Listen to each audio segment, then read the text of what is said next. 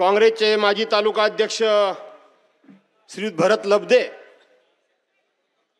आणि माझे अतिशय जवळचे आणि जिगरी सहकारी कोल्हापूरचे जिल्हा प्रमुख संजयराव पवार, माझे विधिमंडळातील सहकारी आमच्या पेडेगंबेगावचे सरपंच आपले सुपुत्र आमदार सुनीलराव शिंदे, माजी आमदार सुभाषराव बने, माजी आमदार संजयराव कदम, आमचे संगमेश्वर चिपळूणचे विधानसभेचे क्षेत्रप्रमुख श्री सुरेशराव कदम, जिल्हा परिषदेचे माजी अध्यक्ष विक्रांत जाधव, आमच्या महिला आघाडीच्या प्रमुख अरुणाताई आमरे, आमचे वरुणजी देसाई, मिलिंदजी नार्वेकर आणि मोठ्या संख्येने उपस्थित असलेल्या पत्रकार आणि बांधवांनो, भगिनींनो आणि सहकारी मित्रांनो, माननीय उद्धवसाहेब ठाकरे यांनी कुटुंब संवाद हा कार्यक्रम सुरू केलेला आहे। त्याची सुरुवात आमचे रायगडचे शिवसेनेचे नेते माजी केंद्रीय मंत्री आदरणीय आनंदजी गीते साहेब यांच्या नेतृत्वाखाली रायगडमध्ये सुरुवात झाली।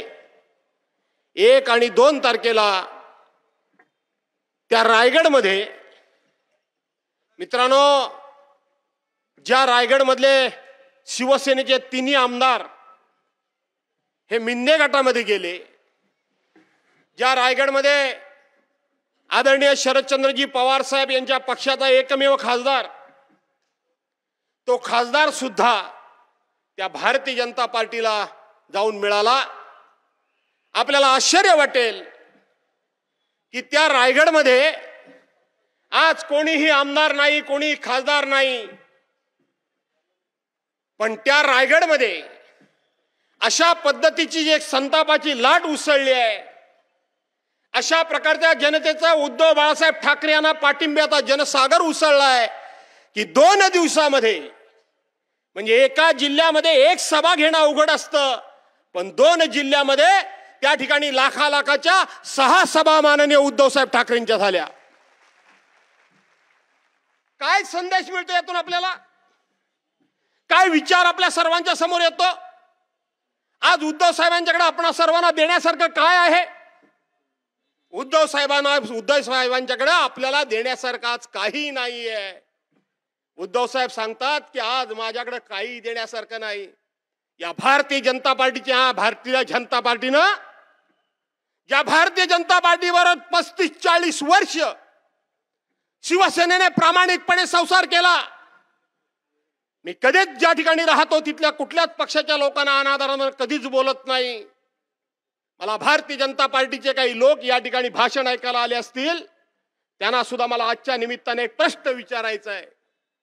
आठवा तो काळ आठवा।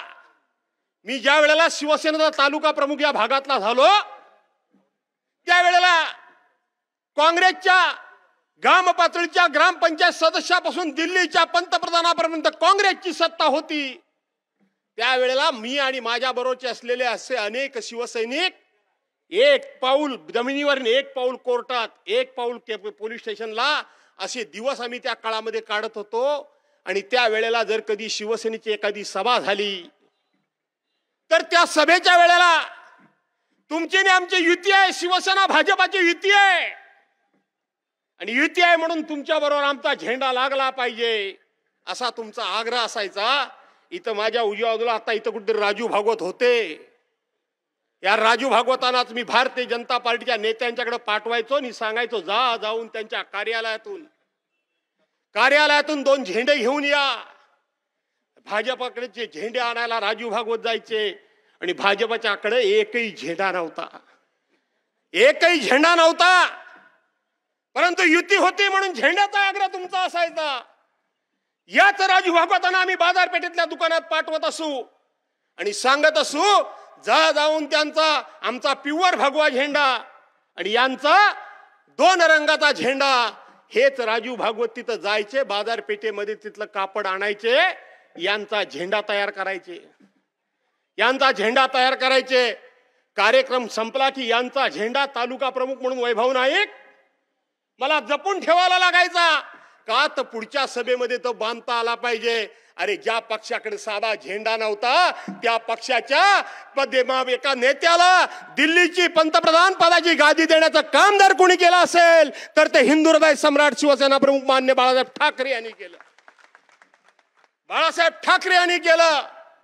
त्याच बाळासाहेब ठाकरेंचं 2012 साली दुर्दैवी निधन झालं आणि निधन झाल्यानंतर तेच बाळासाहेब नाहीत.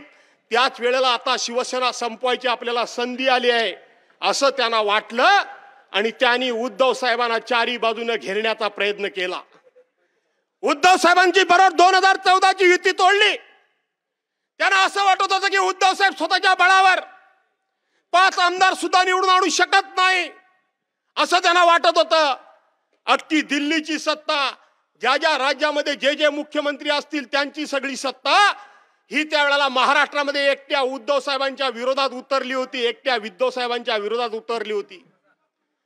आणि त्याही वेळेला एकट्या उद्धव साहेबांनी या महाराष्ट्रामध्ये उद्धव साहेबांनी त्यावेळेला एक जबरदस्त अशी घोषणा केली होती.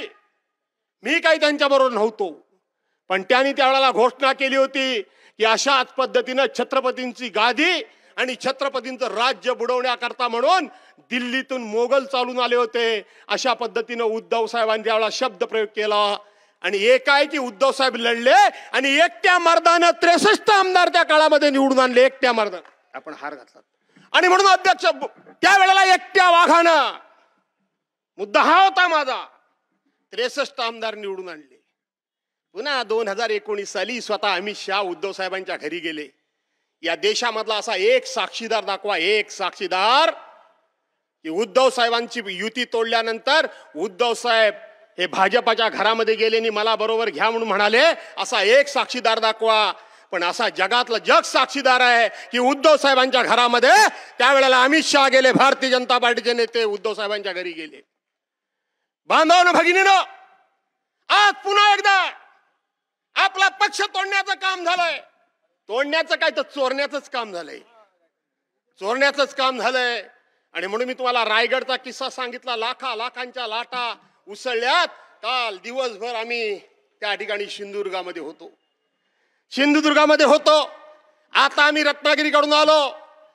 काय सांगावं काय कळत नाहीये.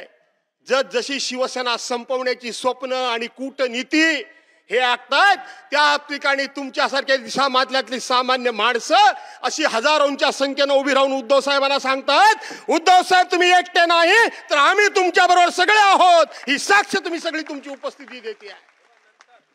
ही साक्ष तुमची सगळ्यांची उपस्थिती देते. आणि म्हणून उद्धव साहेबांना ट्रेननी जायचंय. वेळ आहे मला कल्पना आहे, तरी सुद्धा मी बऱ्याच ठिकाणी बोललोय. मी जास्त बोलणार नाही. परंतु तुम्हाला या ठिकाणी एक गोष्ट सांगायची आहे. आज उद्धव साहेब या ठिकाणी आलेत. किती जणांना नवीन पिढीला आहे मला माहित नाही. माझ्या पिढीतली माणसं वरिशी इथं आहेत, परंतु नवीन पिढीला हे माहित नसेल की हे चिपळूण म्हणजे उद्धव साहेबांचा आजोळ आहे. वहिनी, हे चिपळूण म्हणजे उद्धव साहेबांचा आजोळ आहे. तुमचं घर इथं बाजूला पिंपलीमध्ये आहे. 1994 साली मला वाटतं मासाहेब 1994 साली आल्या होत्या. 12 नोव्हेंबर 1994 मला तारीख आठवतीये.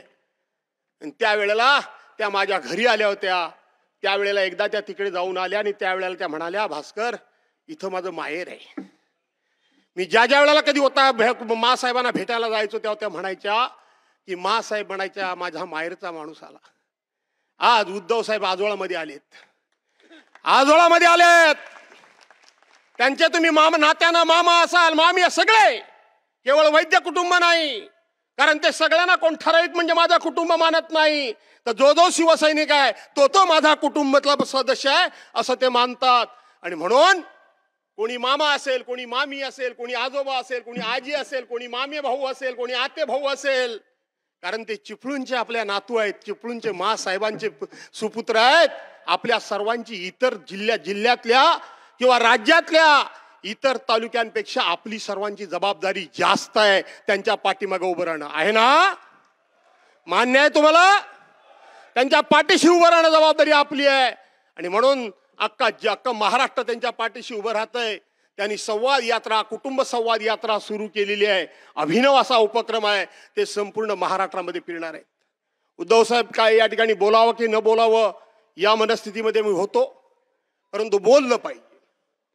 रत्नागिरीमध्ये तिथला उमेदवार लवकरच आपण जाहीर करा असा मी आग्रह धरला.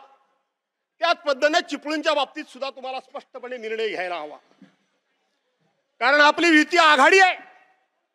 आघाडीमधले जे म्हणून कोण सोडून गेले असतील, आज काँग्रेसमधून कोण गेले नाहीत, उद्या जातील की नाही मला माहित नाही, पण राष्ट्रवादीचे पवार साहेबांच्या बाजूचे काही लोक गेलेत, तसे आपल्या बाजूचे गेलेत. आपला महाविकास आघाडीचा निर्णय आहे की जे आपल्याला सोडून गेले त्यांना पराभूत करायचं म्हणजे करायचं, हा आपल्या सर्वांचा निर्धार आहे.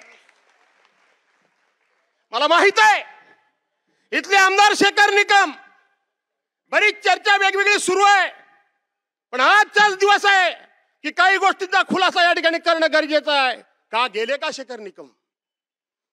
शेखर निकम गेले का? शेखर निकमांना काय कमी पडलं? शेखर निकमांना कुणी काय कमी केलं? शेखर निकम जर आज गेले नसते तर शेखर निकम किमान शिवसेना आणि राष्ट्रवादीच्या एकत्रित, काँग्रेसच्या एकत्रित मतामुळं 1.25 लाखानं तरी निवडून आले असते. 1.25 लाख मतांनी निवडून आले असते. कारण माणूस गोड बोल्या. बरोबर आहे का नाही? माणूस गोड बोल्या. काही जणांना शिवसेना कशी उभी राहिली, चिपळूण तालुक्यामध्ये किती रक्ताचे पाठ गेलेत हे कोणाला माहित सुद्धा नाही. मी राष्ट्रवादीचा आमदार आणि 28 केसेस शिवसेनेच्या माझ्या अंगावर, लाल दिव्याची गाडी न्यायची, कोर्टाच्या बाहेर उभं राहायचं आणि आत कोर्टात जायचं, इतिहास कोणाला माहित आहे? आपली आघाडी झाली, निवडणुकीनंतर आघाडी झाली. शेखर निकम अतिशय गोड बोलणारे, माझे आणि त्यांच्या अतिशय सौदार्याचे, मैत्रीचे त्या ठिकाणी संबंध आहेत. माझी दुश्मनी कोणाकडे नाही, पण मी गीता मानतो, मी गीता वाचतो आणि गीतेच्या संदेशाप्रमाणे मी वागतो. एकदा का लढाईला समोर उभा राहिल्यानंतर तो भाव आहे, मामा आहे, काका आहे मला माहित नाही, घरी गेल्यानंतर बघेन. मैदानात त्याला जर मी मारला नाही तर तो मला मारणारच आहे आणि म्हणून मला त्याला मारावाच लागेल. ह्या उद्देशानं मी नेहमी लढत असतो, मी या उद्देशानं लढत असतो. आणि म्हणून या शेखर निकमानी अतिशय गोड बोलूपणे सगळ्या शिवसेनेला गुंडळून टाकलं. वैभव, आमच्याकडच्या शिवसेना वेगळी नाही, राष्ट्रवादी वेगळी हा विषयच राहिला नाही. माझा जीव तळमळत होता. आजही सांगतो आघाडी आहे म्हणून, जे सत्य ते सत्य, सत्य सांगायला काय घाबरायचं. आणि म्हणून मी यांना सारखा सांगत होतो रे, 2 पक्ष वेगळे आहेत, ही निवडणुकीनंतर झालेली आघाडी आहे, भविष्यामध्ये नक्की राहावी असा माझाही प्रयत्न आहे. मी कोण, माझा काय अधिकार आहे? आपले पक्षप्रमुख ठरवतील, पण आपला पक्ष म्हणून आपलं काहीतरी अस्तित्व स्वतः ठेवा. कोणी ऐकण्याच्या मनस्थितीत नाही. संजय पवार सगळे वाहत गेले होते. काय झालं? काय आज काय झालं? ते शेखर निकम गेले ना, पलीकडं गेले ना. म्हणजे मी सांगत होतो हे राजकारणामध्ये काय घडेल सांगता येत नाही. माझा प्रश्न शेखर निकमाना, तुम्ही काय सांगताय लोकांना? मी गेलो तर विकास कामांकरता गेलो. चला या व्यासपीठावर सगळे GR घेऊन या, CMJSYचं घेऊन या, PWDचे घेऊन या, बांधकामची कामं घेऊन या, पुलाची कामं घेऊन या. आज जी सगळी कामं चालू आहेत ती त्यावेळेला महाविकास आघाडीच्या माध्यमातून मंजूर झालेली कामं, आदरणीय उद्धव साहेबांच्या नेतृत्वाखाली मंजूर झालेली कामं आहेत. 6 जानेवारी 2022 रोजी निघालेले GR, 6 जानेवारी 2022 रोजी मुख्यमंत्री उद्धव साहेब होते. 20 जून 2022 रोजी आम्हाला सगळे सोडून गेले. आणि तुम्ही म्हणताय मला कामाकरता गेलो. माझा प्रश्न तुम्हाला आहे, कारण मी आयुष्यभर आमदार लोकांनी मला करून ठेवलेलंच आहे. मला आमदार आयुष्यभर करून ठेवलेलंच आहे आमदार लोकांनी. हो, लोकांचे अनंत उपकार आहेत. 7 वेळा लोकांनी निवडून दिलं, 1-2 वेळा नाही. माझा प्रश्न आहे की तिकडे सत्ता आहे म्हणून कामाकरता गेलात ना, तुम्ही लोकप्रतिनिधी होण्याच्या योग्यतेचे नाही, माझं म्हणणं आहे. अरे जर सत्ता तुमच्याकडे आहे म्हणून तुम्ही तिकडे गेलात, सत्ता काय कायम तुमच्या बाजूने येणार आहे काय? उद्या सत्ता उद्धव साहेबांची महाविकास आघाडीची येणार आहे, काय करणार आहात तुम्ही?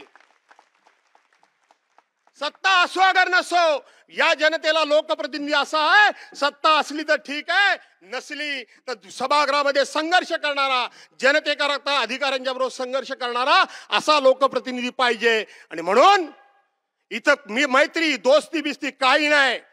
मुस्लिम बांधवांना सांगेन, सगळ्यांना सांगेन, लोकसभेला तुम्ही तर नक्कीच मदत करणार आहात या महाविकास आघाडीच्या उमेदवाराला, पण उद्याच्या विधानसभेच्या निवडणुकीमध्ये मी ज्यावेळेला एकच फक्त किस्सा सांगतो, जेव्हा शेखर निकम तिकडे तिकडे गेले तेव्हा सगळे असे थंडगार पडले, कोणी काय बोलायला तयार नाही. त्यावेळेला फक्त मी एक आवाज दिला. ज्या पद्धतीने तानाजी मालुसरे सिंहगड घ्यायला गेले होते, कोंढाणा किल्ला घ्यायला गेले होते आणि तानाजी मालुसरे पडल्यानंतर सगळं सैन्य सैरावारा झालं होतं, तेव्हा सूर्याजी मालुसरेंनी सांगितलं, अरे पळता कुठे? परतीचे दोर त्यांनी कापून टाकले आणि सांगितलं, एक तर लढा नाही तर मारा.